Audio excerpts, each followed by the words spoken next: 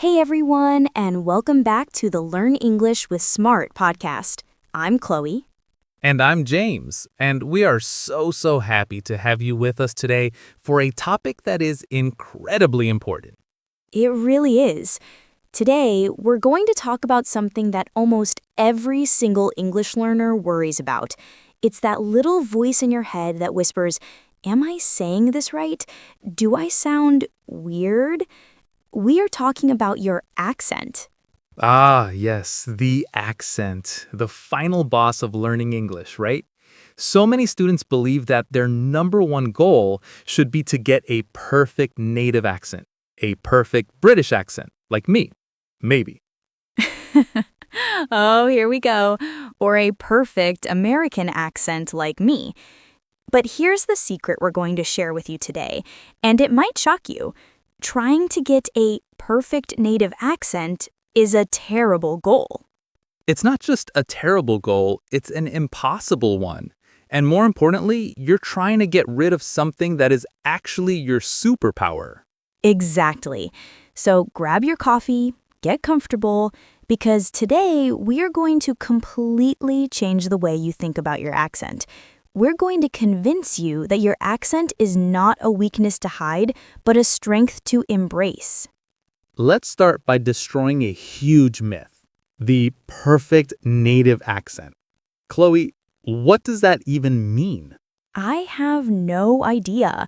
When someone says a native accent, what are they picturing? Someone from Texas sounds completely different from someone from New York. And I sound nothing like someone from Liverpool or Scotland. There isn't one British accent. There are hundreds. It's like asking for the perfect pizza. A New Yorker and a Neapolitan will give you very different and very passionate answers.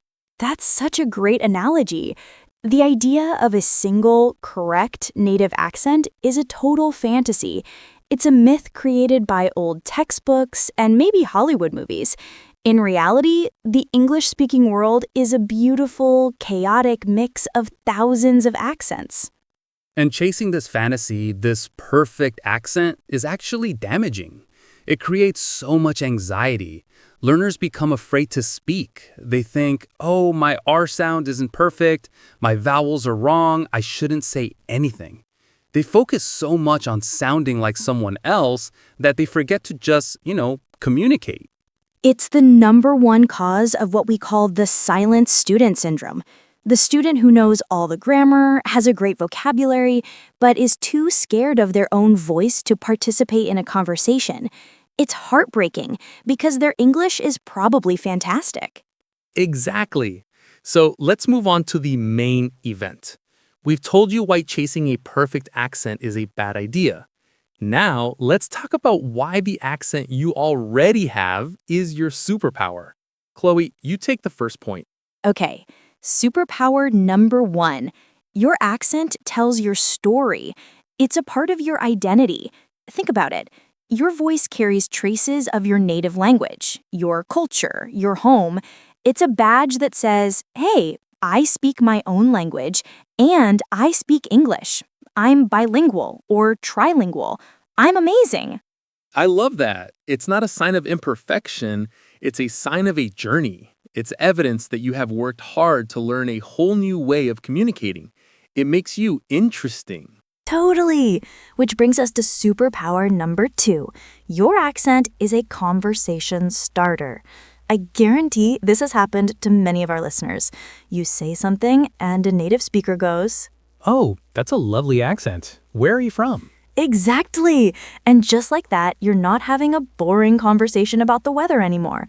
You're talking about your country, your culture, maybe your favorite food from home. Your accent opens doors to connection. It's so true. People are genuinely curious. It makes you instantly more memorable than the 10 other people they spoke to that day. Let's imagine a little dialogue.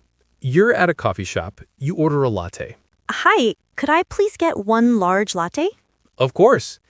Hey, I can't quite place your accent. Where are you from? You don't mind me asking? Oh, I'm from Brazil. No way. I've always wanted to go to Brazil. I hear the coffee there is the best in the world. Is that true? See? Boom! An instant, genuine human connection. Your accent wasn't a barrier, it was the bridge. It gave the other person an invitation to learn more about you. That's a brilliant way to put it. It's an invitation. And that leads to superpower number 3. In a professional world, your accent makes you unforgettable. Think about famous people with distinct non-native accents.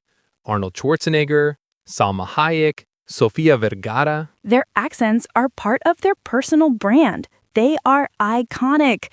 Nobody tells Arnold Schwarzenegger, "You would have been a better Terminator if you sounded like you were from Ohio." It's part of his power, his charisma. It's true. It makes them stand out in a sea of similar voices. When you speak in a meeting, your unique way of speaking can actually make people listen more closely. It's different. It's engaging. Okay, so let's recap the superpowers. Your accent is your story, it's a conversation starter, and it makes you memorable. But now I can hear our listeners thinking, okay, Chloe and James, this is all very nice and positive, but what if people don't understand me? And that, my friends, is the most important question. This is where we need to shift our goal. The goal is not to sound native. The goal is to be understood. The real target is not perfection, it's clarity. Clarity over conformity. I'm going to put that on a t-shirt. So instead of wasting hundreds of hours trying to erase your accent, what are the key things you should focus on to be clear and easily understood? I've got 3 main areas. Number 1, pronunciation of critical sounds. In English, some sounds can completely change the meaning of a word. The classic example is the I in ship and the long E sound in sheep. Oh, that's a big one. Or beach versus, well, the bad word. Focusing on these specific meaning-changing sounds is a much better use of your time than trying to perfect every single vowel. Absolutely. Number 2, word stress. This is huge. Huge. English is a stress-timed language. Where you put the emphasis in a word can be more important than the vowel sounds. Can you give us an example? Of course. Think of the word record. If I say, I want to buy a vinyl record, the stress is on the first syllable. It's a noun. But if I say, I need to record this podcast, the stress is on the second syllable. It's a verb. Same spelling, different stress, different meaning. That is a perfect example. If you stress the wrong syllable, it can take a native speaker a second to figure out what word you're saying, even if your pronunciation of the letters is perfect. And finally, number 3, which is a bit more advanced, but so powerful. Intonation and rhythm. This is the music of English.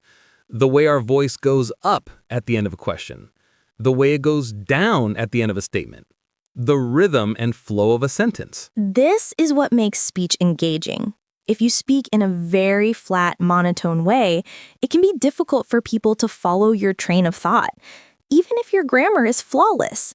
You don't need to copy an American or British melody exactly, but learning the basic patterns of English intonation will make you so much clearer and more engaging to listen to. So let's put it all together.